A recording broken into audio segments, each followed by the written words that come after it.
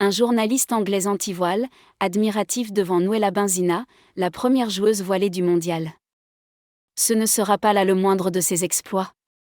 Quand l'apparition de Nuela Benzina, la première joueuse voilée de la Coupe du monde féminine de football, est à ce point saisissante, impressionnante, qu'elle ébranle les certitudes d'un journaliste britannique sur le hijab et les femmes qui le portent. Parmi les images marquantes du mondial 2023 qui resteront gravées dans les mémoires, celle de l'entrée en scène, sur la pelouse australienne, de la défenseuse des Lions de l'Atlas, est de loin la plus hautement symbolique pour Stefano Hatfield. Elle a provoqué un tel choc visuel chez le rédacteur en chef du site d'information e-News qu'elle l'a conduit à se livrer à un exercice difficile, et plutôt inhabituel dans un Occident bouffi d'orgueil, un mea culpa d'une grande sincérité.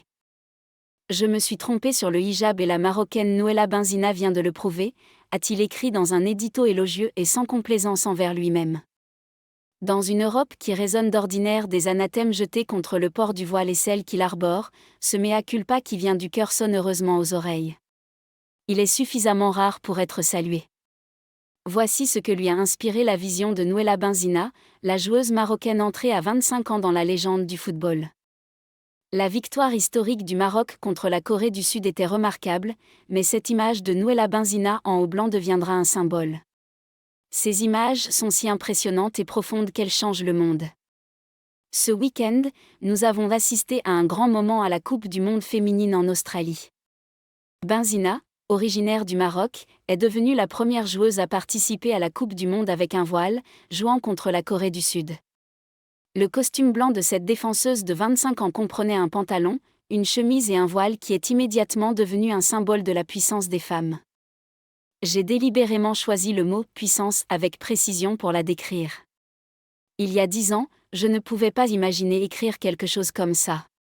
Comme beaucoup d'autres en Occident, je voyais le voile comme un outil de répression. Je le considérais comme un symbole de la privation de liberté des femmes dans le monde islamique. Mais maintenant, ma perspective a complètement changé. Si vous avez apprécié cette vidéo remplie de passion et d'émotions sportives, n'hésitez pas à vous abonner à notre chaîne YouTube Le Fugitif Sport pour ne manquer aucune de nos prochaines aventures sportives. Cliquez sur le bouton d'abonnement et rejoignez notre communauté de fans engagés dans le monde du sport. Merci infiniment pour votre soutien, et à très bientôt pour de nouvelles sensations sportives inoubliables.